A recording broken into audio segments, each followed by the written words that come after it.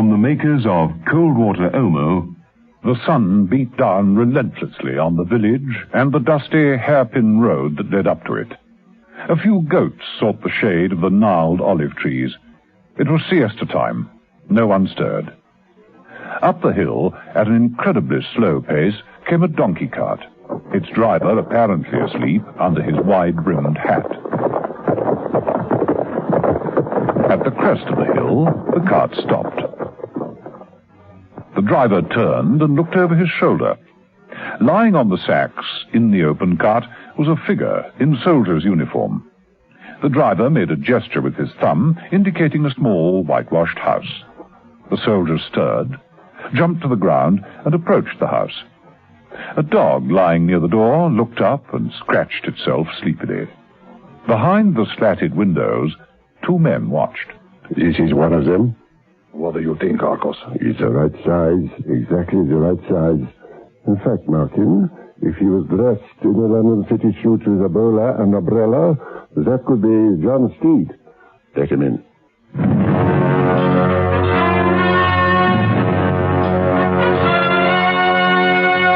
The Avengers. John Steed and Emma Peel, The Avengers.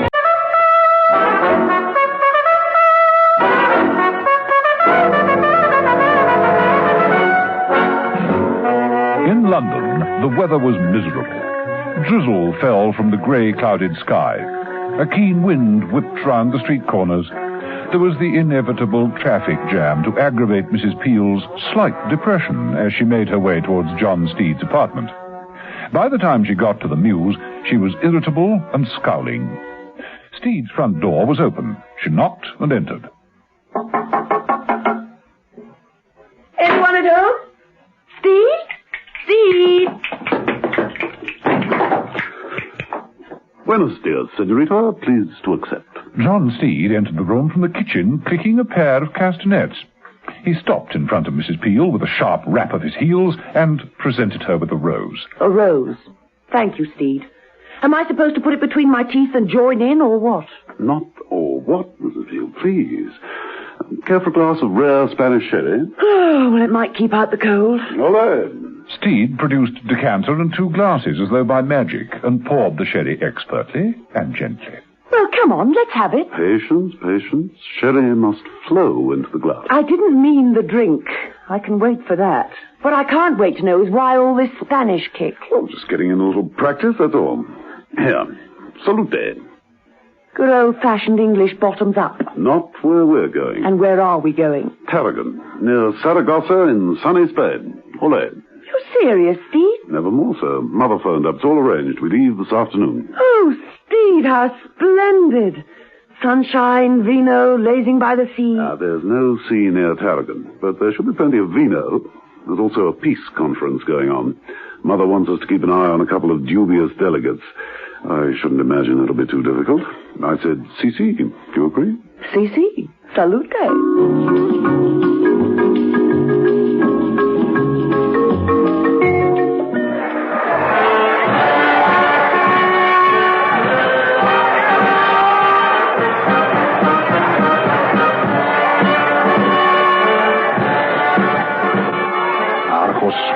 I think it is already good. Then we had better go now. Down through the barrier. Come, follow me. At the bull ring at Tarragon, two men pushed their way through the crowds to a door which led down a flight of stone steps under the changing rooms. It was dim and cool in the inner room. Only the faint sound of the bullfight above them could be heard. Strapped to a chair in the middle of the room was a man in soldier's uniform. He had a mask on his face. Standing over him, working on the mask, was a heavily built doctor in surgeon's robes. The man called Arcos approached. You are ready for us, Doctor? I think this is the best I can do, Arcos. Then remove the mask. Let us see. The doctor skillfully inserted a scalpel into a crack in the plaster cast and broke the mask in two pieces. The soldier groaned and gasped for air. Tousled and sweating, he gazed around him. Please, what you do to me? What you do? Markin approached over the stone floor, took a hand mirror from the clinical-looking bench, and held it in front of the soldier. Look how pretty you are, my friend. But that is not my face. That is not me. It's not my face. But it did look remarkably like John Steed's face. What do you think, Arcos? The nose is wrong. The hairline, too. The ears. It's the best I can do. Yeah, compare with the photograph. Arcos picked up some full-plate photographs of John Steed and then threw them down impatiently. We cannot work from photographs. It is impossible. Impossible. What can we do? We need Steed, the real man. We need Steed himself. It will not work without him. We must capture Steed. And what about him? Markin indicated the soldier strapped to the chair. Arcos drew a gun from beneath his coat. Dispensable. No.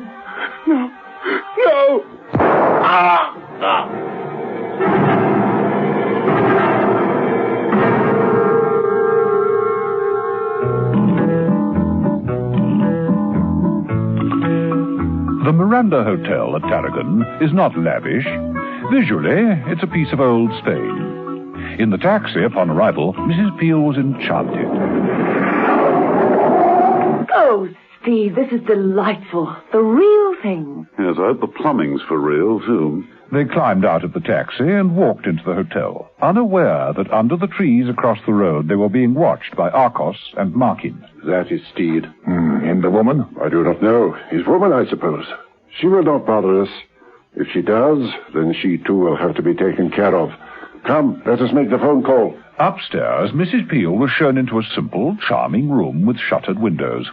She tipped the elderly porter and moved to the shutters, drawing them aside and gazing down into the street.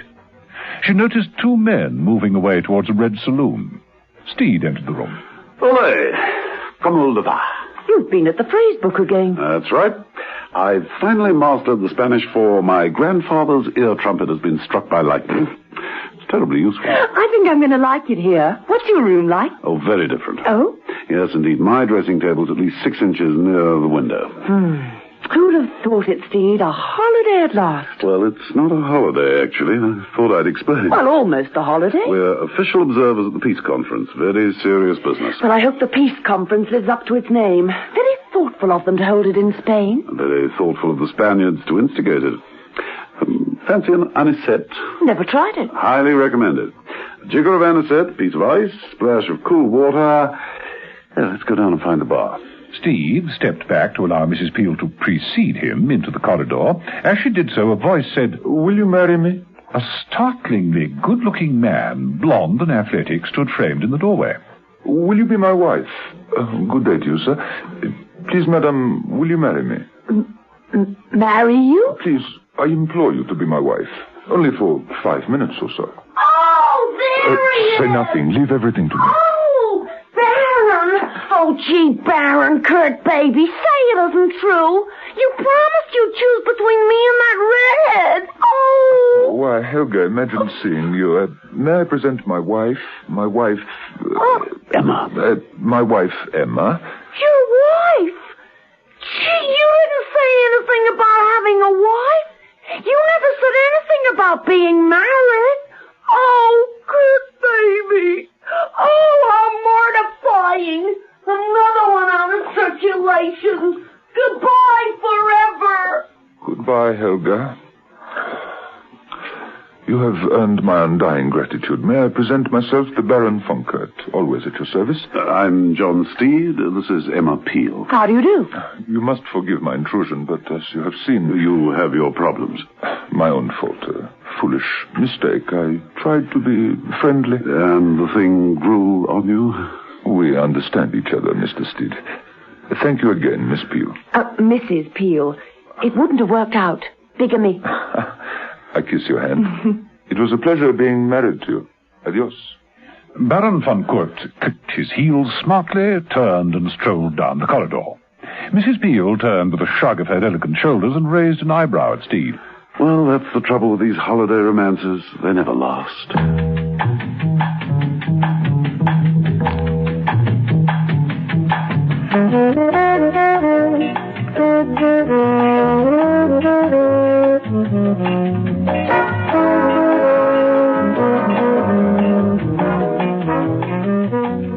short while after that, while sipping anisette on the terrace, Steed was called to the telephone. John Steed? Senor Steed. Welcome to Spain. Captain Jose of the Spanish Secret Service. We have yet to meet, see? Well, I'm delighted to talk to you, Captain. I hope we meet soon. There are many things to discuss, you understand. You could call upon me, perhaps immediately, por favor? Well, I think I can manage it. Can you give me the address? 14 Cala de Luna. It is not far from your hotel. 14 Cala de Luna. Right, I'll take a taxi and be with you in half an hour. Muchas gracias, senor. Adios. Adios. So Steed ordered a taxi. When it came, Arcos was at the wheel. 14 Cala de Luna, por favor. Si, senor.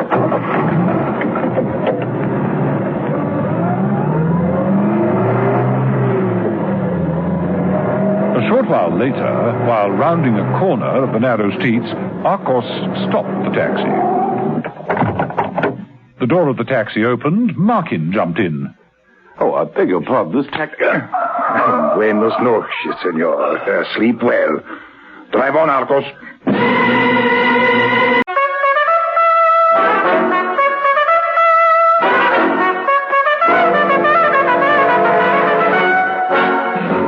When Mother suggested to John Steed and Emma Peel that they should go to Spain as observers of the peace conference, they both said si, rather hurriedly. The English weather was foul and cold. The Spanish climate was fine and hot. They both thought the whole thing a good excuse for getting a suntan and sampling the local vino, and were well pleased with the position of their hotel near the village of Tarragon. The Miranda Hotel was rambling, charming, and well appointed. Mrs. Peel was prepared to enjoy herself. Certainly the visit had started off well, for Mrs. Peel had only been in the place a few minutes when a most handsome gentleman had pleaded with her to marry him. The man's name was Baron von Kurt, and he'd passed her off as his wife to avoid embarrassment with an American floozy who was pursuing him. Mrs. Peel was amused and slightly flattered. Later, after a siesta, she went in search of John Steed on the terrace. Ah, hello there. Oh, hello, Baron von Kurt. It is not my lucky day, is it? Isn't it? I mean, it is not me you are looking for. Oh, well, actually, no. No, it isn't. I must be truthful. Of course. Your friend Steed. Yes, that's right. He went out some hours ago. Doesn't seem to have come back yet. Well, there's a clear view of the hotel foyer from that table over there. As long as you're waiting, why not sit down and join me? Well... No, please. Besides the fact that I owe you a drink, I would be enchanted. Please say si. Very well. Thank you. Ole, it is my lucky day. Waiter? Senor? Sangria, por favor. Muy frío. Si, senor. Oh, very nice. Having a man order for me without asking questions. They make good sangria here. Later, perhaps we drink the wine of the district. Can you drink in the Spanish style? But do you mean mix my drinks? Drink early in the morning with breakfast? Or drink from a wineskin held above my head? The wineskin. I've never tried. Then I shall teach you. I think I could teach you many things, if you will allow me. You know, I rather hope Mr. Steed is delayed for some time. Say, a week or two? That would be delightful for me.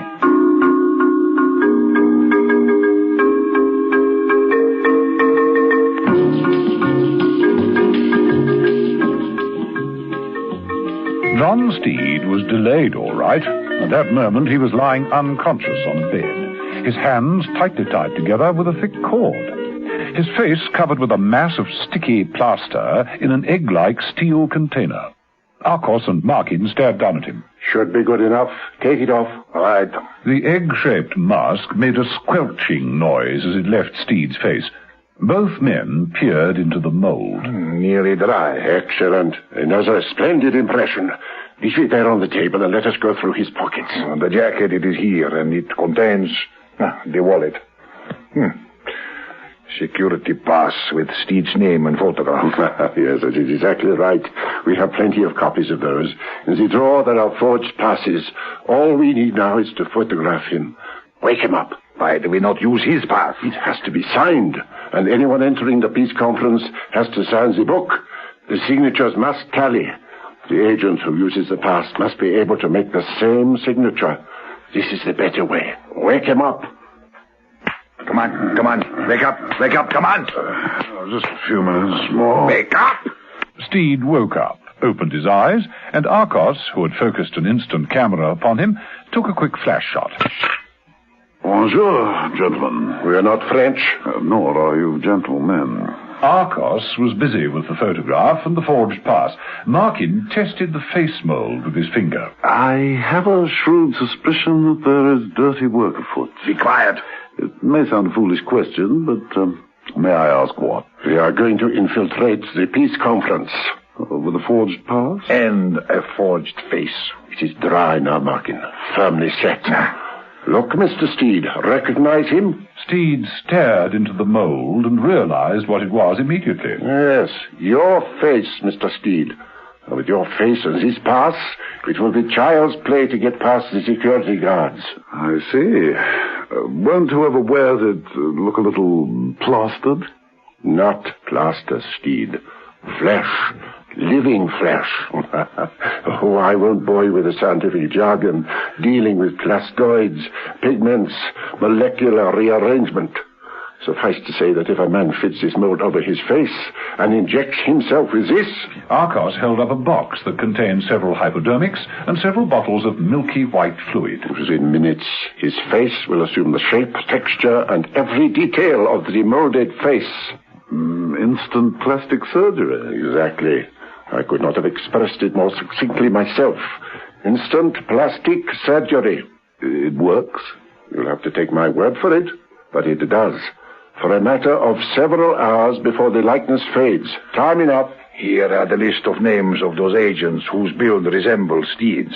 There are 5 of them in Spain at the moment. Oh, let me see. Yes, we will use Nadine. Pack up a kit. I will get Bruno to deliver it. Yes, Steed, in an hour or two, Nadine will receive this kit. He will use it. And he will become you, Steed. Clever, don't you think? Fiendishly. Thank you. Gracias, senor. Gracias. Oh, think nothing of it. I take it that the fake me will destroy the conference. Of course. Now I have other things to attend to. I shall be back later. Adios, Senor Steed. Keep a careful eye on him, Markin. With that, Arcos moved along the short tunnel that led up to the bull ring. He unlocked the door and left them. What happens now? To you? Yes, forgive me, but I'm selfish that way. You will be kept here until the job is done. Until there is no chance of things going wrong. And then? Oh, and then we shall kill you, of course.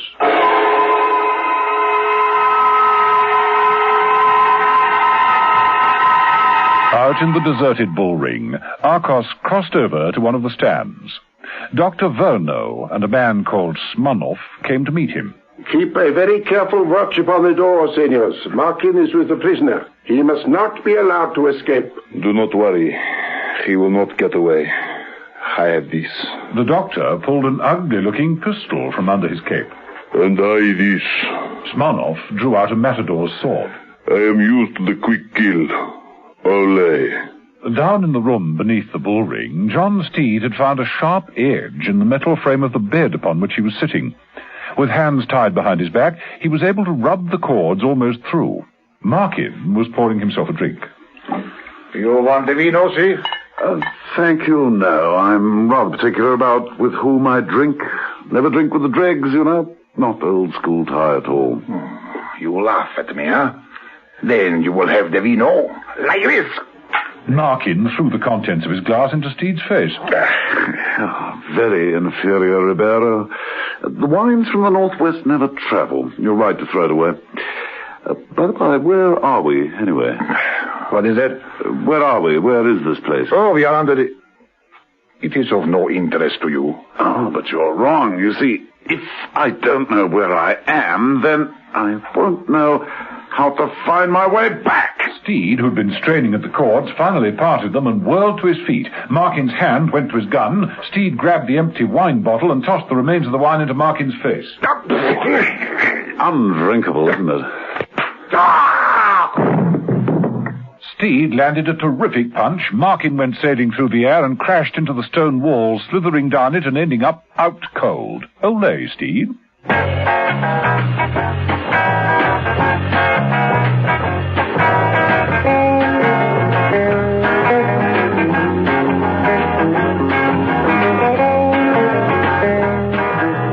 terrace of the Hotel Miranda, Baron von Kurt and Emma Peel had progressed from the sangria to the wine of the valley. With a large wineskin, the Baron was demonstrating the delicate art of drinking the wine as it poured from the opening of the skin. Mrs. Peel was becoming quite good at it. You're getting it. Ole. Hey, so am I. Oh, that's enough. I realize now that one can't get better the more one drinks. Oh, dear, what a mess. I wish you'd let me show you the town. My car's outside. I'll drive you anywhere. To the ends of the earth? No, thanks. I'd better stay here. It was at that point that a Spanish captain approached. Excuse me, but you are the Mrs. Peel? I wish to see Mr. Steed. I am Capitan Jose. My papers. Captain Jose? But where is Steed? Didn't he keep the appointment? The appointment? Non comprendo. But you rang him much earlier. You made an appointment. He went off in a taxi to visit you. I no make the appointment, senorita. I no make the phone call. I do not, I no meet this Mr. John Steed. I have never meet him. Where is he? Well, that's a darn good question. Where is he?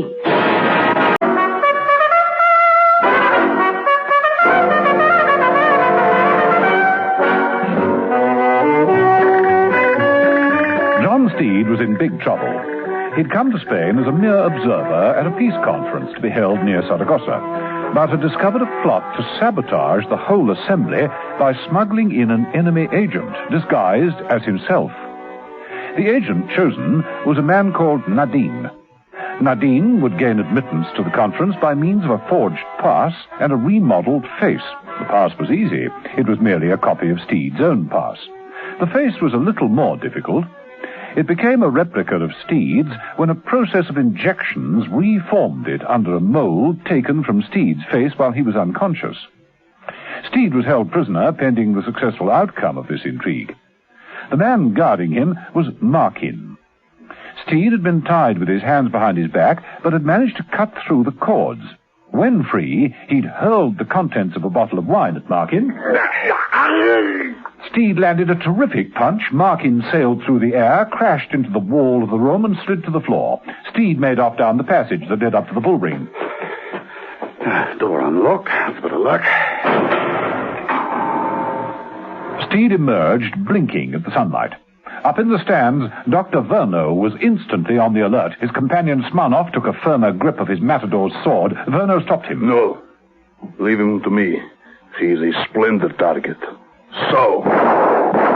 John Steed ducked as bullets crashed into the barrier nearby. Smirnoff, under the cover of the fire, made a dash for Steed. Well, only one thing to beat. Steed dodged back inside and slammed the door, locking it just as Smirnoff tried to enter. Problem. Can't get out. I'll have to stop it all happening. Back in the main room, Steed stepped over the body of the still unconscious Markin and stared down at the table where all the face-transforming equipment lay. There were several molds of his own face and a batch of false passes. One agent is supposed to impersonate me. A man called Bruno is going to deliver the equipment to him. Now, his name is Nadine. Yes, that's it. Here's the list of the other 4 agents who will be called upon to act if Nadine fails. Perova, Rolla, Mintoff, and Giorgio. Now, what if all of them received a face-transforming kit and false passes? That would nail the lie, all right. Now, let me see. Steed worked swiftly, taking extra photographs, patching them on the passes, fitting syringes and the bottles of necessary fluid into boxes, labeling them with the names of the other 4 agents. He'd just finished and placed the boxes with the one marked Nadine in the delivery suitcase when Arcos forced his way in. Steed wheeled round and pretended to be trying the grill of the small window above the bed. All right, Mr. Steed. Freeze. In this heat? You've got to be joking. Dr. Verno, attend to him. Verno approached Steed, taking out a pair of handcuffs. Arcos covered them with a gun while Steed was handcuffed to the bed rail. Arcos crossed the unconscious Markin and slapped him into life. Markin, you fool. Markin! He jumped me. The suitcase. Has he tampered with it? Arcos picked up the case. No, the stuff is still in here. Bruno? A young, good-looking Spaniard stepped out of the shadows. That is for me to deliver, si, Senor Arcos. Right away. Lose no time. Si, senor. At once, senor. At once. Bruno left the room. Steed watched him go with a sense of relief. Olé!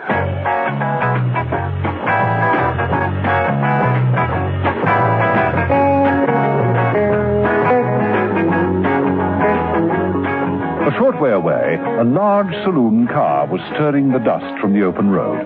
Behind the wheel was Baron von Kurt. Alongside him, Emma Peel. It is extremely nice of you to allow me to drive you, Emma. Selfish, I'm afraid. There is a motive behind this. May I ask what? I'd rather you didn't. I want to go up to the old mountain road. Oh, very well. You do know it? Of course, I know this district very well indeed. But you are so thoughtful. I thought we might have fun. You are so serious. Sorry. I've got a lot on my mind. I'm so sorry. There's no need to be sorry. When you're worried, there's a delightful pucker between your eyebrows that I find most charming. I think this is the place. Yes. Would you mind stopping here, ahead by that wall? Thank you.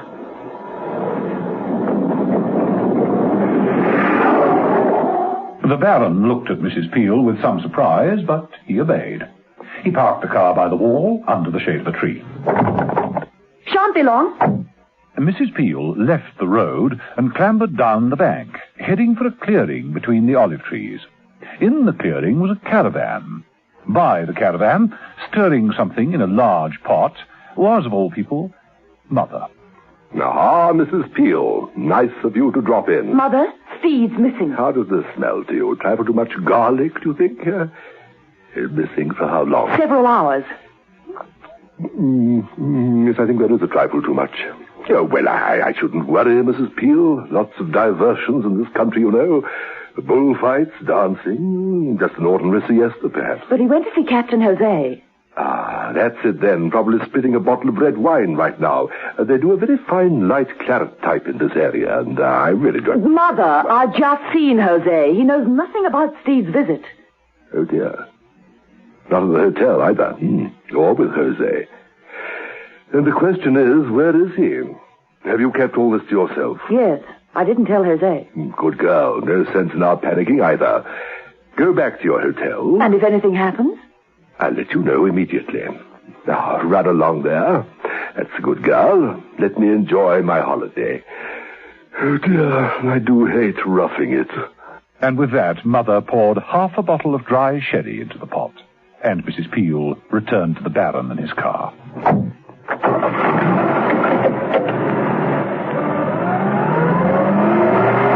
Where to now? Back to the hotel. And thank you for not asking questions.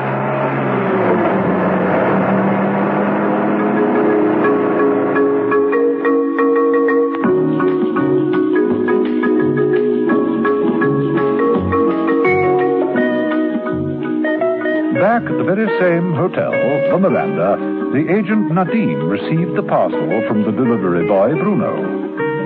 Ah, merci, sir. I'm to be John Steed, am I? I just followed the instructions and I come to look exactly like Steed. Very well. Can I offer you a drink, Bruno? Thank you, no, Senor Nadine. I have 4 more deliveries to make.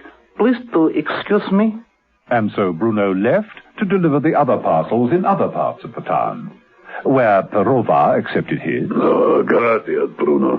I become the Steed, Rolla. Ah, merci, Bruno. Minto. Thank you, Bruno. Giorgio. Mille grazie. Miss Steed. Good. All accepted their parcels and prepared to turn themselves into replicas of John Steed. In Nadine's case, something went wrong. One fills the syringe with the fluid, so, and then inject, so. Now, place the mold of Steed's face over my honest mask, and not to wait. Nadine lay down on the bed in the hotel room on the same floor as Mrs. Peel's, and some while later found himself fighting for breath.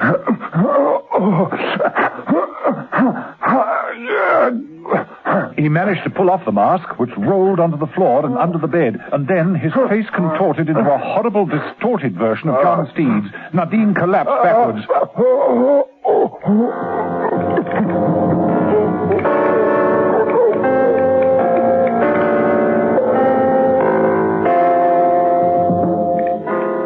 In the enemy headquarters, under the bull ring, John Steed tested the strength of the bed rail to which he was handcuffed. He exerted a fair amount of pressure and had the satisfaction of seeing the rail bend slightly. He applied more strength whilst carefully watching Arcos and Markin, who were playing cards. You win. You are lucky today, Arcos. It is his skill, not his luck, Markin. How long has Bruno been gone? 2 hours. And the peace conference has its first sitting at 2:30? See, not long now. Any minute and our man will be on his way there. And John Steed thought, on their way there. But one of them wouldn't be. Down the corridor of the Hotel Miranda, a bedroom maid ran screaming. He's dead! Mr. John Steed is dead! Emma Peel and the Baron, hearing the cries, rushed upstairs and into the room. There, on the bed, lay the dead man. Steed! Steed! But Emma, look. That face. It isn't Steed. Oh, God, it's like something out of a horror film. Half that face is Steed's, and the other half is no face at all.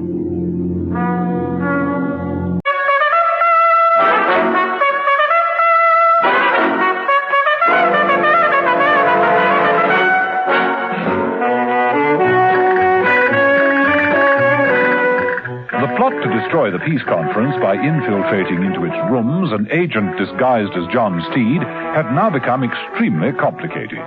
It was John Steed's idea. He had succeeded in sending the necessary equipment to 4 other agents. All 4 had managed to turn themselves into Steed's double, and unbeknown to each other, they were preparing to set about the task of sabotage. But Nadine, the original choice of agent, had died during the transformation sequence. Mrs. Peel and Baron von Kurt had called in José of the Spanish Secret Service. It's like some ghastly scientific experiment that's gone wrong. What do you make of it, Captain José? It is horrible. Never have I seen the face in such a mess. And yet, he wasn't deliberately beaten up, was he? I mean, it isn't that sort of wound. No, it isn't a wound at all. It's like waxwork. We don't know what caused it. Of one thing we do know. And that is? It is not the body of John Steed. I hope not. Poor Steed. It cannot be, Mrs. Peel. We take the fingerprints, compare them with those on file at our Secret Service headquarters. Here, see for yourself. They are not the same. That is not John Steed. But if this is a fake Steed, then where's the real one?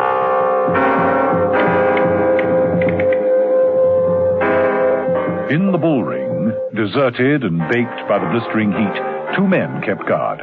One was Dr. Verno, the other Shmanov. Beneath the bull ring, John Steed, handcuffed to the rail of a bed, strained the metal to breaking point. Arcos and Markin disregarded him completely, a fact for which Steed was very grateful. For the 3rd time, Arcos threw down his cards. There you see, beaten again. You have the luck of the devil. I tell you it is no luck. You really think you'll get away with it, Arcos? Realizing the number of things that could go wrong. Ever faced a real bull in a bull ring, Arcos? Think about it. I tell you that nothing can go wrong. Well, that also is a real load of bull. You wouldn't stand a chance upstairs in the ring, and you don't stand much chance now. I repeat, you'll never get away with this. I know we will. All right.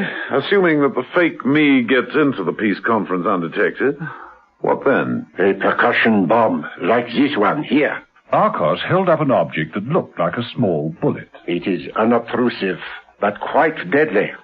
Where do you put it? On the chairman's shoe? Stick it on his heel and wait for him to stamp his foot in anger? It is an amusing idea, Steed, and one that is quite close to the truth. On the bench, in front of the chairman, will be a chairman's gavel, and he, of course, will bring the conference to order like this. Ole, there will be one big boom. The bomb will be in the gavel. Yes, boom indeed. But you've got to get it there, haven't you? It will be arranged. I have no doubt it will be arranged. Ole!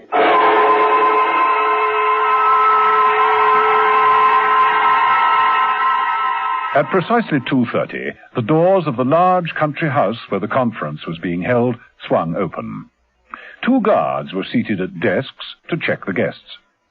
It was a question of examining passes, checking the photographs against the presenters, stamping the entry card, and allowing them to continue. Perova, immaculately attired and looking facially exactly like John Steed, moved up to the first guard and displayed his pass. Thank you, senor. Senor Steed from Great Britain. Thank you. Perova bowed in a rather too continental fashion, which was lost upon the guard, and moved into the building. He took a drink from a waiter and mixed with the guests. From the other side of the entrance, Rolla, again immaculately dressed and resembling John Steed, walked up to the second guard. Welcome, senor. Senor Steed from Great Britain. Gracias. Inside the building, Perova headed for the room saying, "Conference room, no admittance." He was intent on finding the chairman's gavel and planting the percussion bomb. Rolla, from the other side, had exactly the same idea in mind. It was Perova who spotted Rolla first. He was more than surprised. The real Steed is here at the conference. But I was assured that this could not happen. Well, there is only one thing for it. He must go. Perova changed his tactics and began stalking Rolla. They met in an anteroom, and the meeting was swift and relatively silent. So, you think you are more real than me? I show you. Please, what are you? The blade of Perova's knife flashed as he lunged. Rolla collapsed, and Perova dragged the body behind a settee. Well, that's one out of the way, Steed. It was at this precise point that Mintoff, on the scene as number 3 Steed, made his entrance between the 2 guards. He flourished his pass. Both guards indicated that he could go through. A little puzzled at the lack of security precautions, he did so. Both guards turned to each other and said, I didn't see him go out. Did you? Mintoff sauntered casually over to the waiters and, claiming a drink, edged his way to the conference room. Perova, catching a glance of him, said, Oh, no. I didn't do the trick after all. Well, this time I will make sure of him. He tracked Mintoff down outside the conference room. There was a small corridor, and it was there that... This time I make sure you die. What? 2 down, Steed.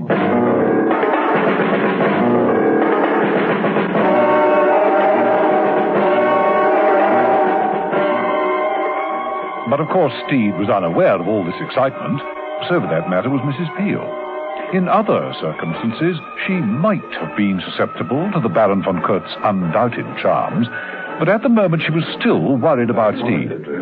I don't pretend to know what all this is about, but your friend Steed, he means a great deal to you. Yes, he does. He'll turn up, I'm sure. Well, he's in trouble, that much is clear. I only met him once, but he seemed to me a man well able to deal with trouble. Up to date, I'd say you were right. But he always has a way of letting one know. Look, I have a house here in Spain. Why not come back there with me? You'll be well chaperoned, I promise you. Look, I can't. There is somewhere that I should like to go. It has nothing to do with us. I just feel I should be there.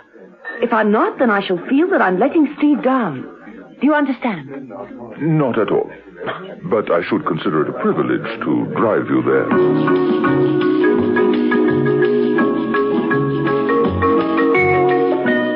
Under the bull ring, the cards continued.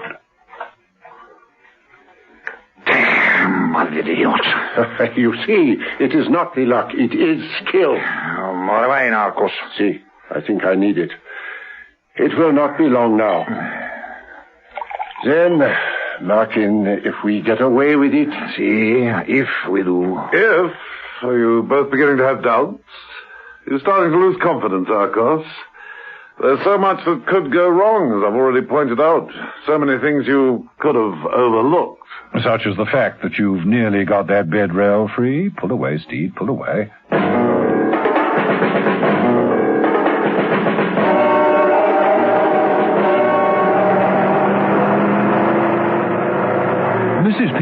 being driven by the Baron, had been quiet until she said, Turn left here.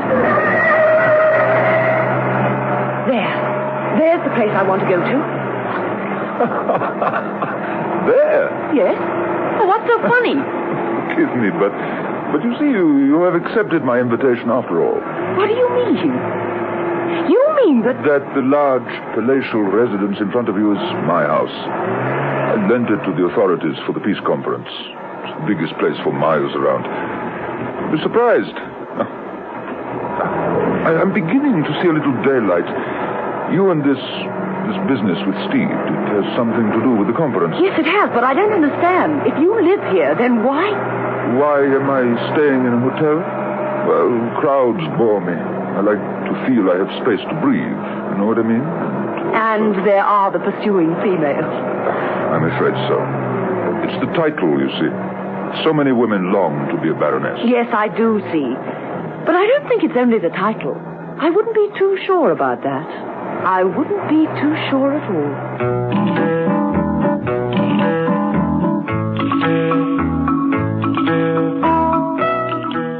Of course, the Baron and Mrs. Peel were admitted without question into the Baron's own home. Inside was Captain Jose to welcome them. It's good news, is it not? Or have you not heard? Steed is alive. He has been admitted here and is in the crowds somewhere. My men have seen him over there. Oh, that's wonderful. Do you hear that, Baron? Yes. Let us go and find him. They searched the rooms. Baron von Kurt led the way. After all, it was his home. He should know the rooms. Any luck? No sign of him. But Jose's men insist that he was here somewhere.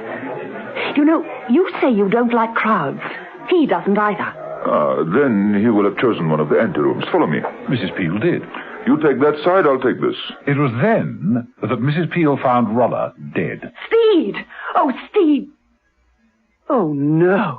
And the Baron found Mintoff dead. Oh, Senor Steed. Herr Steed. Mr. Steed. No. And, of course, they were both completely wrong.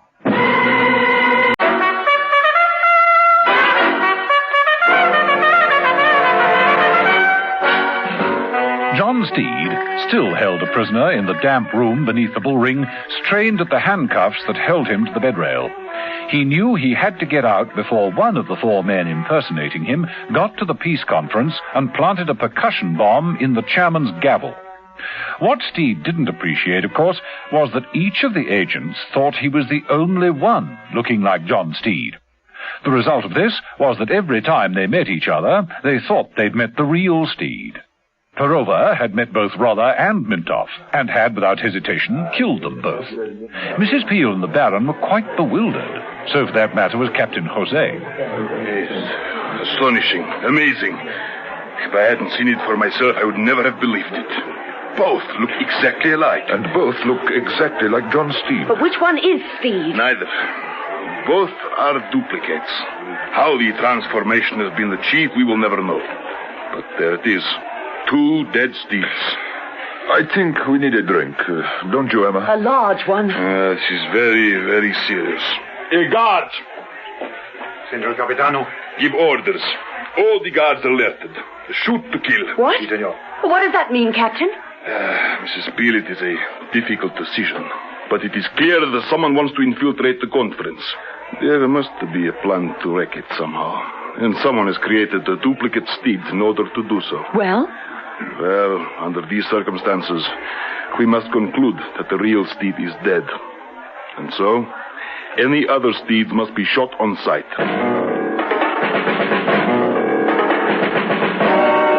But John Steed was far from dead. He was working on the bed rail, bending the metal to breaking point.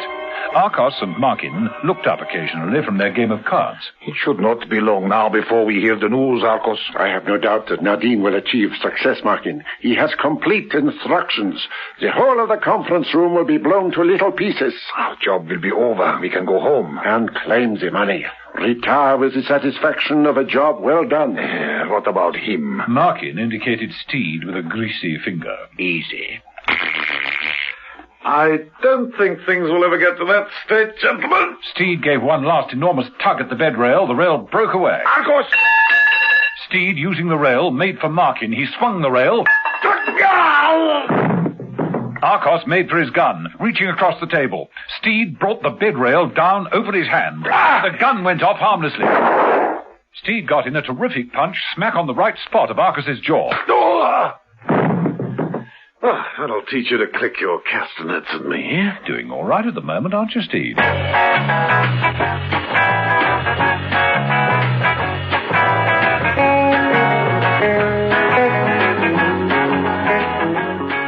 The rest of the escape was easy. Steed got out of the deserted bull ring and into the nearest taxi. Habla usted inglés? English. Sí, little, signor. Then you will take me to the peace conference and accept my grandfather's gold watch as a temporary payment. Sí, signor. Okay. Sí. It didn't take long to reach the Baron's home, where the peace conference was about to begin. Steed's taxi drew up just as the fourth disguised agent, Giorgio, arrived in his car. Excuse me, I've just seen someone I know. Steed walked swiftly across to Giorgio's car. Before the astonished agent could react, Steed opened the car door, found himself gazing at his own face, and said, I hate to do this to those noble features. And threw a punch at Giorgio. Giorgio rode it and grabbed a gun. The two Steeds grappled. In the struggle, the gun went off. Giorgio collapsed, slumped forward over the front seat. That's 4 down, Steed, and 1 to go. Ole.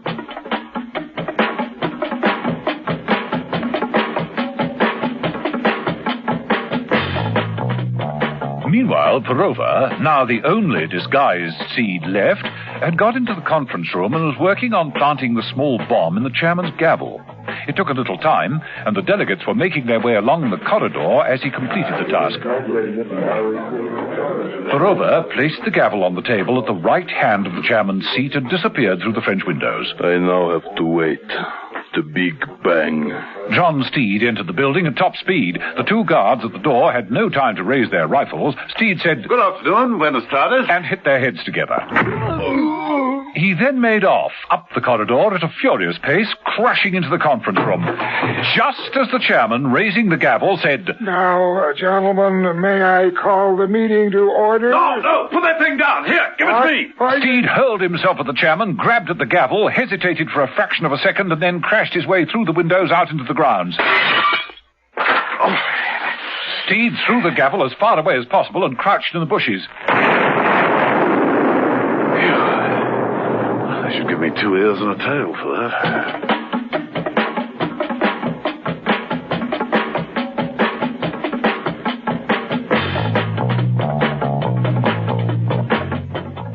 The effect upon the conference was catastrophic. Try to blow us up. He wants to... After him! Get after Steed! Here's Steed! Don't let him get away! You cover the exit! Search the ground! Don't worry! He won't get away! Emma Peel, who had witnessed all this along with the other guests, wasn't so sure. You know, Baron, it doesn't make sense. You're telling me. Cannot understand what is going on in my own home. Which Steed was that? Well, the point is, whoever it was didn't blow up the conference. Pardon? He didn't blow up the place. He had the bomb in his hand, but he crashed his way out into the open with it. No alternative. He was surprised. The guards were after him. I wonder. You don't think that... I mean, you don't imagine that he was the real Steed? Not a chance. Come on, let's get out into the grounds. I know them better than anyone. I want to get in on this, too.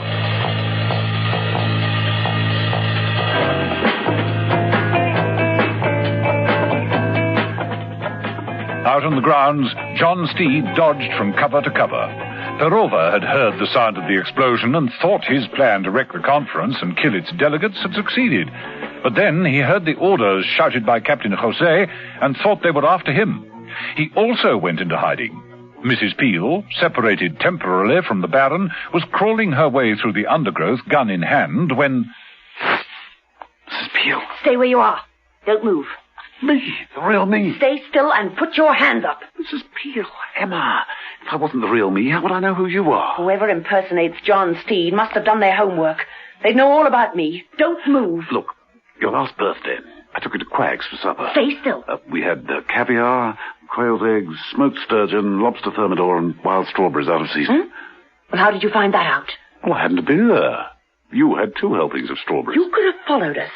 Anyone could have seen that. Then we went back to my apartment, and no one could have seen what went on back there. Oh? At least I hope not. I'm not convinced. What was I wearing? At Quagg's or the flat? You had an embroidered kaftan. And shoes? Gold, but you kicked them off before we got home. Threw them under the settee. And on the settee, you got a little tipsy and very, very amorous. Steed! Oh, Steed, it really is you. It is. Oh, Steed. Over here! Lie still. Steed, what is going on? There's no time to explain it all, but we've got to grab the real villain of the piece. His name is Arcos, and he's hiding out in an old bull ring near here. Well, you may have convinced me, but it won't be as easy with them. They've got orders to kill you. They'll shoot first and talk later. I'll manage somehow. Steed, was I very amorous? I still bear the scars. Think you can pinch a car, Mrs. Peel? Think? I passed car theft instructions with an A+. Well, off you go, then. Bring it back there by the trees. I'll be waiting. Right. Mrs. Peel shot out of cover and made for the car park. A short while later, Mrs. Peel arrived in a smart new car, parked it at the place agreed upon, opened the door, and moved over to greet Steed.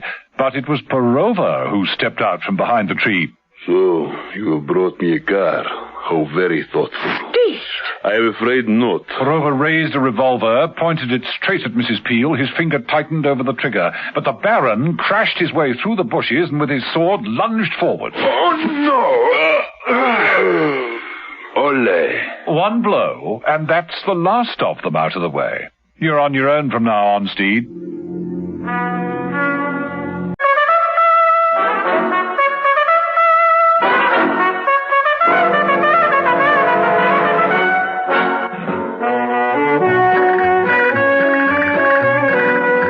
John Steed was sure he'd persuaded Mrs. Peel that he was alive and well, and quite genuinely wished to escape from Captain José's men in order to return to the bull ring and arrest Arcos and Markin, the 2 responsible for the plan to wreck the peace conference.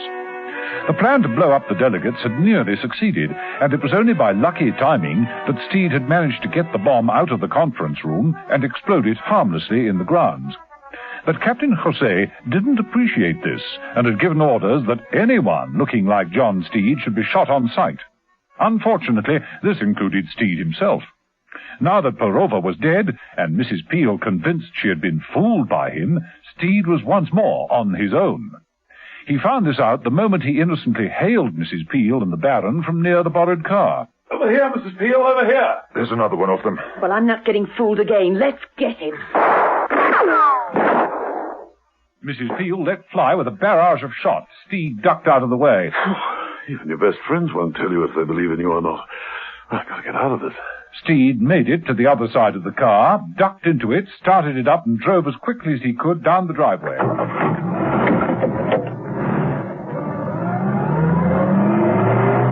Come on, Emma. My car's just down the drive after him. He mustn't get away. Come on. A short while after that, 2 cars raced up the main road towards the Tarragon bull ring. Steed in the first. Well, they made it. Just.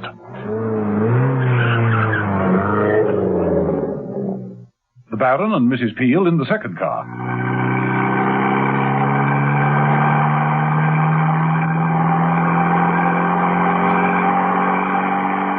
Ole. Don't want to lose him. I think I know where he's heading.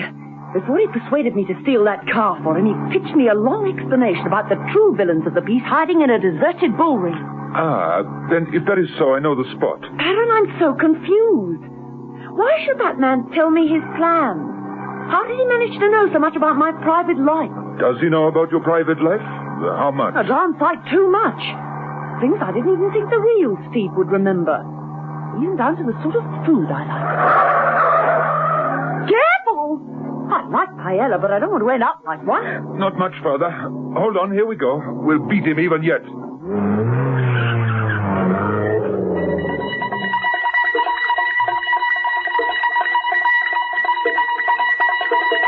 Steed may have made up his mind to get Arcos and Markin, but Arcos had ideas of his own. He'd been at work with the transformation kit, this time on his own face. Arcos, are you all right under that mask? I think I'm fine. It is working. It should be set by now, surely. Come on out from under there. I'll remove the mask. So. There. And how do I look? Like all the other versions, exactly like John Steed, but why? Simple. Everyone will be searching for me as the man who succeeded in blowing up the delegates at the conference. No one will question John Steed. Once we killed him, I shall be free to impersonate Steed back in London. Think of the information I shall be able to sell to foreign powers. Millions. I shall be a very, very rich man indeed. Clever. I admit you are clever, hombre. Now, as to adjust the rest of my appearance. The London suit, the bowler, the umbrella, and I am Steed complete. Yeah. While I do so, you had better go up into the ring and see that all is well. Dr. Verno and Smirnoff are doing guard duty. If anything suspicious occurs, inform me immediately. Go quickly, Markins. Easy. I go.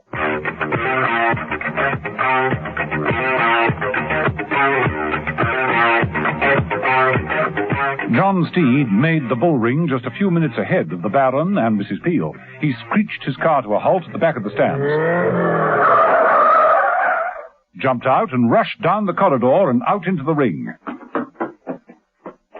Verno and Smirnoff spotted him. There he goes. He crossed the ring towards the entrance to the headquarters. Get him.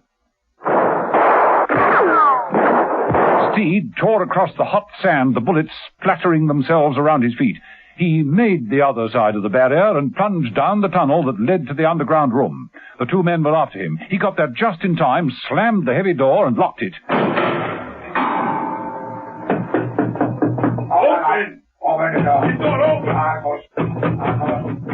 Up in the bull ring, the Baron and Mrs. Peel, having arrived and parked their car next to Steed's, entered cautiously from the far side. Markin spotted them and raised his gun. Down!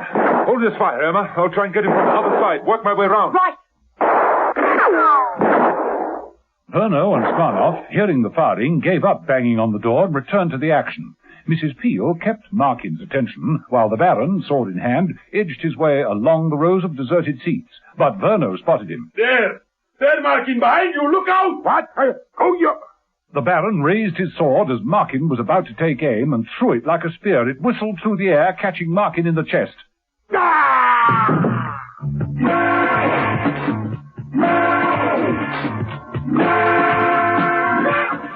While all this was going on in the hot sunlight, Steed, back under the bull ring in the enemy headquarters, tried to adjust his eyes to the gloom. In the shadows stood the figure of Arcos. He held a gun. Arcos? Steed, return. Yes, the game is up, Arcos. You hear the sounds of pursuit? I have friends. They'll be here at any moment. You've lost, Arcos. Not Arcos. Take a good look, Steed. Arcos stepped out of the shadows. Steed found himself looking down the wrong end of a gun and then staring into his own face. You are amazed. My last line of defense. A nice touch of irony about it, don't you think? Now I am you. Like a drink? Arcos moved forward and, not taking his eyes off Steed or moving his gun off him, placed a tankard of wine on the table. Drink. It will be your last. You see, there cannot be two of us. That would never do. Cheers. Did I ever tell you how I clobbered your man Markin? It was simple. I threw wine in his face. Steed threw the wine at Arcos. It blinded him for a second, and in that second, Steed grappled for the gun. The gun went off. The bullet caught Arcos in the shoulder. Steed slipped and crashed to the floor. Arcos, clutching his wound, staggered for the door, unlocked it, and made for the open, where a battle royal was going on between the Baron and Verno. They both had claimed swords and were fighting it out in the middle of the ring. Come, my friend. The odds are equal. I kill you. I kill you like a fool. Not like that. Ole. Ole it is, clumsy fool. Mrs. Peel, without any sword and out of ammunition, had tackled Smirnoff. Using a matador's cape, she held him at bay with ease. Ole! Ole! Ole! Arcos, staggering into the light, was seen by Markin, who lay nearly dead by the side of the ring. Steed, I'll get Steed if it is the last thing I do. Markin reached out a blood-stained hand and found his gun. He raised himself on one shoulder and took careful aim. No, Markin, I am not Steed. I am Markin. At that moment, the Baron came to Mrs. Peel's rescue and made short work of his duel with Monat.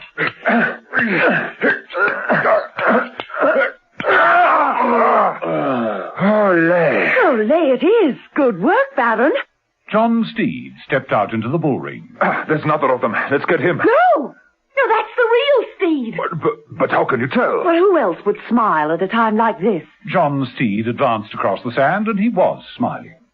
Olé, Steed. Olé, Steed. You know, I think there have been too many olays and not enough hellos.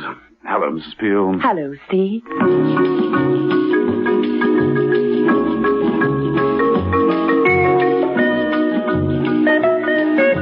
Later, very much later, Emma Peel was lying on a beach towel in a bikini. Alongside, in swimming trunks, was John Steed. She was smoothing oil on herself. Steed appeared asleep. Steed? You were right, you know, about it not being a real holiday. Our job was to attend the peace conference as official observers. Just that and nothing else. That was our duty. Not to go gadding about all over Spain. Lazing around on a beach, sunning ourselves. Ridiculous. Irresponsible. Unpatriotic, even. All the same, I think it was a bit mean of Mother to insist we come back here the very next day. Maybe. Do you want me to adjust the sun lamp nearer you? Steed stretched up an arm and moved the sun lamp in Mrs. Peel's apartment so that it glowed down on the towel that protected the carpet. As he did so, Mrs. Peel looked out of the window at the grey London skies. You know something, Steed? I think it's going to rain again.